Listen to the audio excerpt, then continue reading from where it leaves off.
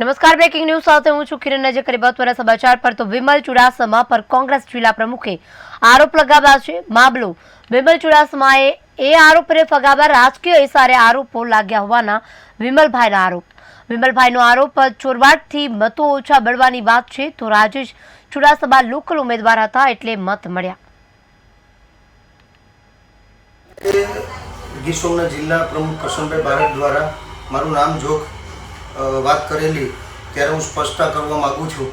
ત્યારે એમને કીધેલું કે લોકસભાની ચૂંટણી વખતે લોકસભાના ઉમેદવાર દ્વારા તેમને ચોરવાડ શહેરની જિમ્મેદારી સોંપેલી અને ત્યાં ચોરવાડ શહેરમાં કોંગ્રેસની નગરપાલિકા છે, પણ જિલ્લા પ્રમુખને એ ખ્યાલ નથી કે અહીં 1.5 વર્ષથી વહીવટદાર શાસન ચાલી રહ્યું છે। ટોટલ પૂરા ગુજરાતમાં 6000ની ઉપર ગ્રામ પંચાયતમાં ચૂંટણી નથી થઈ, 80થી ઉપર નગરપાલિકામાં નથી થઈ, 13 જેટલી તાલુકા પંચાયતમાં નથી થઈ ચૂંટણી। એટલે અહીંયા પ્રમુખને એ પણ ખબર નથી, એક જિમ્મેદાર પ્રમુખ છે, કોઈ પુરાવા વગરના ખોટી રીતે મારી ઉપર આક્ષેપ લગાવી રહ્યા છે। એના માટે સ્પષ્ટ પુરાવા જોઈએ, કારણ કે હું એટલે કહું છું કે અહીંયા વહીવટદાર શાસન 1.5 વર્ષથી ચોરવાડ નગરપાલિકામાં ચાલી રહ્યું છે અને વહીવટદાર શાસન ચાલી રહ્યું છે ત્યારે કોઈ પુરાવા વગર મારા રાજકીય હરીફોના ઇશારે આ એક પછી એક લોકો દ્વારા મને બદનામ કરવા માટેનો પ્રયત્ન કરી રહ્યો છે।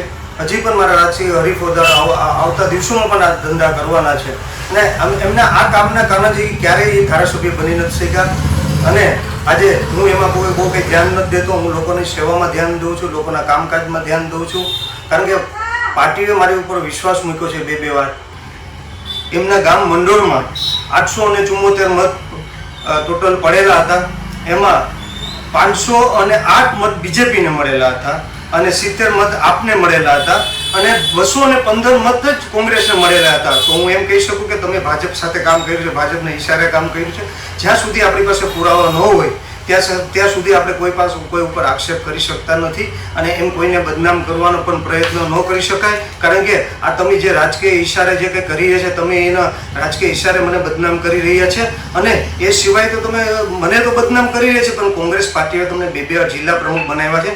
તમે કોંગ્રેસ પાર્ટીને પણ સલાહ દઈ રહ્યા છે અને કોંગ્રેસ પાર્ટીને પણ બદનામ કરી રહ્યા છે અને જે વસ્તુઓ જે પુરાવા વગરની એક વસ્તુ નથી, જે તમે વાત કરી એ પણ જે ખોટી વાત કરેલી છે કે ચોરવાડ નગરપાલિકામાં કોંગ્રેસ શાસિત, તમને જિલ્લા પ્રમુખ તરીકે એ પણ ખ્યાલ નથી કે કોંગ્રેસ શાસિત ચોરવાડમાં અત્યારે નગરપાલિકાનું વહીવટદાર શાસન છે એટલે પુરાવા વગર વાત ન કરાય। એટલે ફરી કહું છું કે તમે મને બદનામ કરી રહ્યા છો બીજાના રાજકીય ઇશારે અને તમને કોંગ્રેસ પાર્ટીએ બે વાર જિલ્લા પ્રમુખ બનાવ્યા છે, તમે કોંગ્રેસ પાર્ટીને પણ બદનામ કરી રહ્યા છો।